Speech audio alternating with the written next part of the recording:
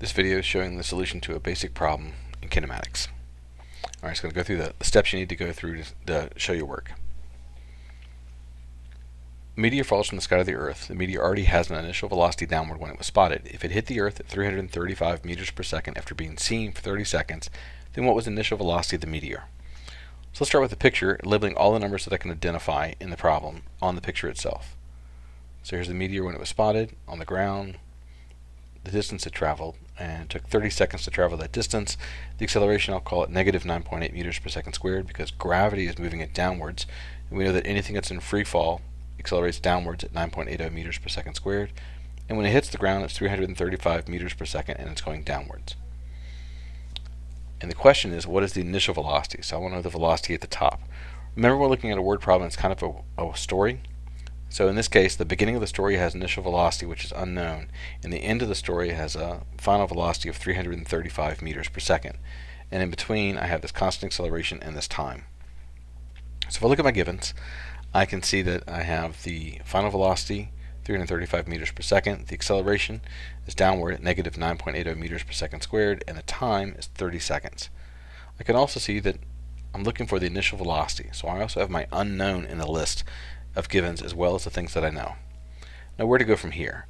From here, what you start with is your formulas that we have in kinematics. So we have 4 basic formulas in our toolbox for solving problems in kinematics, and they're shown on the screen right now. And then what I do is I look at my list of givens and the one I'm looking for, and I try to find a formula that has all the variables in my givens plus the one I'm looking for.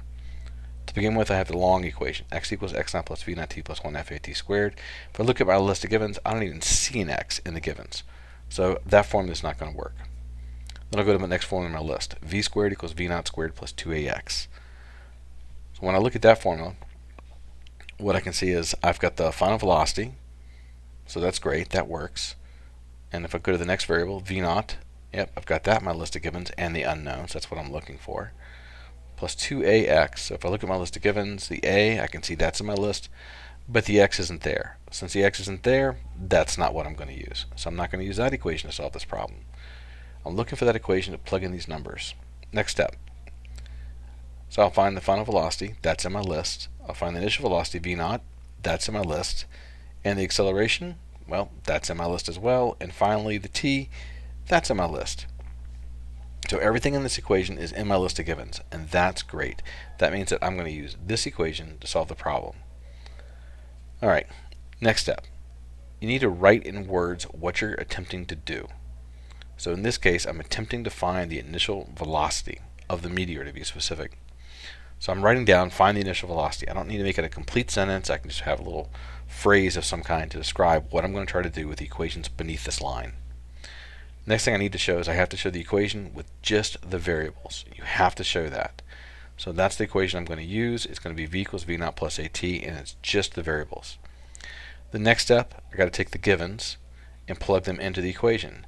And notice that when I'm plugging them into the equation, I'm using the numbers and the variables, both at the same time. Now I can show a little bit of math if I need to, but in this case the math is pretty easy, so I'm going to skip that. And I'm just going to go right for the answer. So the answer is 41 meters per second. Notice I put a box around it, and I've got a number and a unit. So what's different from this in the typical math class or the typical algebra class is how I carry the units throughout all the calculations. So the numbers have units next to them. It's not just the number, but it's the number and the unit. You can also see in solving the problems, everything here is in the SI system.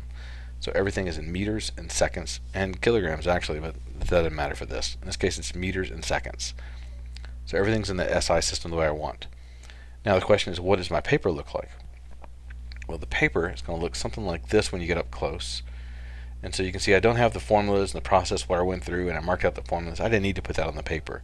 Just the diagram, the givens, and any math with the equation that I used.